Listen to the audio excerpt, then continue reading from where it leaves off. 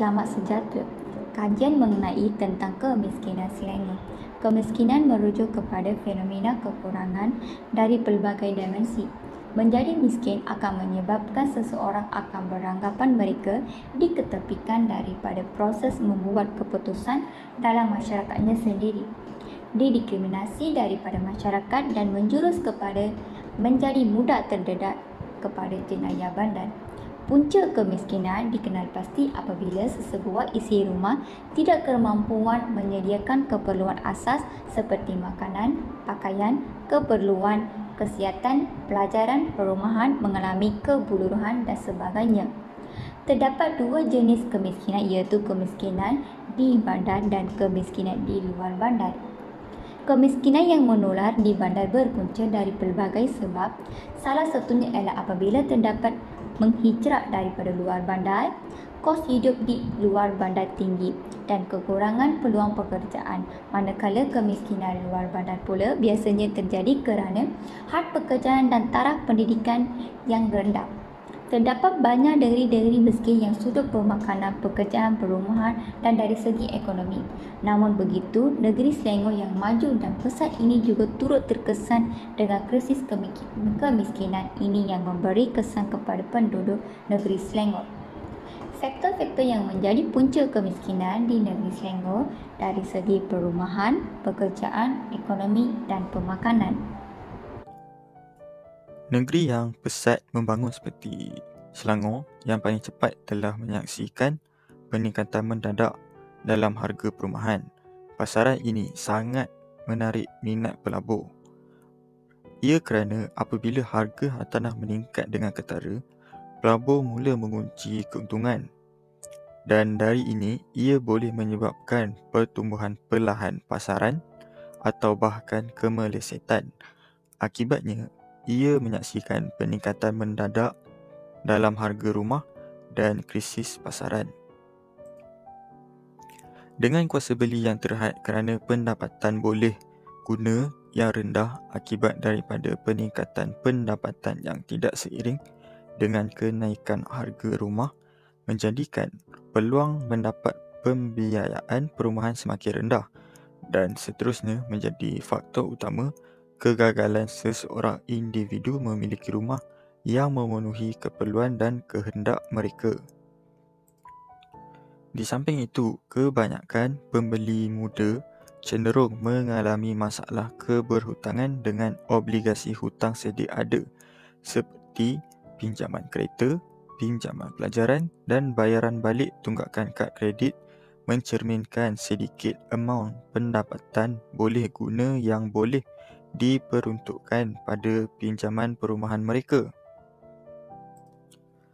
Jelas menunjukkan bahawa industri perumahan di negeri Selangor sedang mengalami krisis besar dari segi harga.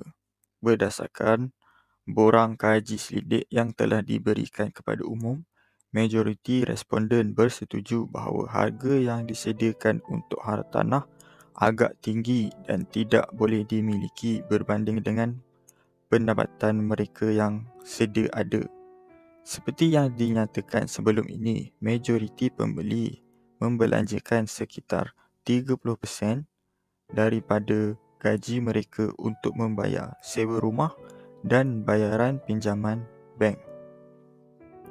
Menurut pakar ekonomi, kadar kemiskinan di Malaysia, terutamanya di Selangor, didapati meningkat kerana ramai rakyat kehilangan pekerjaan atau dipotong gaji akibat pandemik serta banjir besar yang berlaku.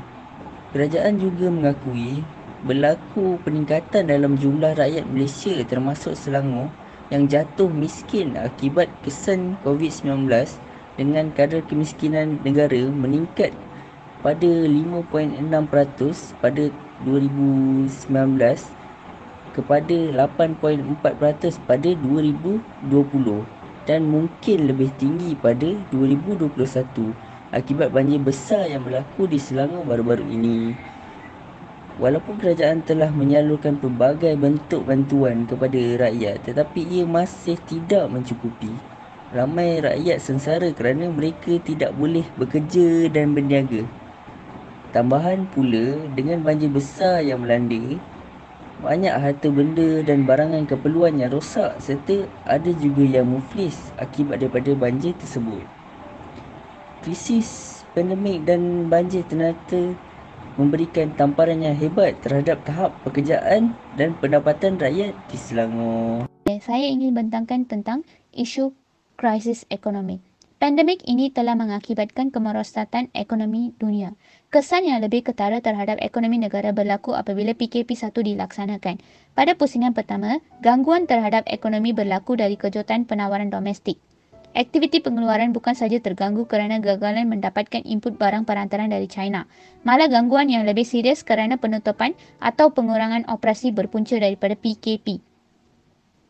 Dalam pada itu, kegagalan untuk memperoleh input perantaran dari Amerika Syarikat turut berlaku apabila mereka turut melaksanakan lockdown. Pelaksanaan PKP telah memberikan kesan ekonomi dalam bentuk pengurangan pengeluaran barang dan perkhidmatan oleh sektor ekonomi dan peningkatan pengangguran selain menyebabkan setengah golongan pekerja kehilangan pendapatan.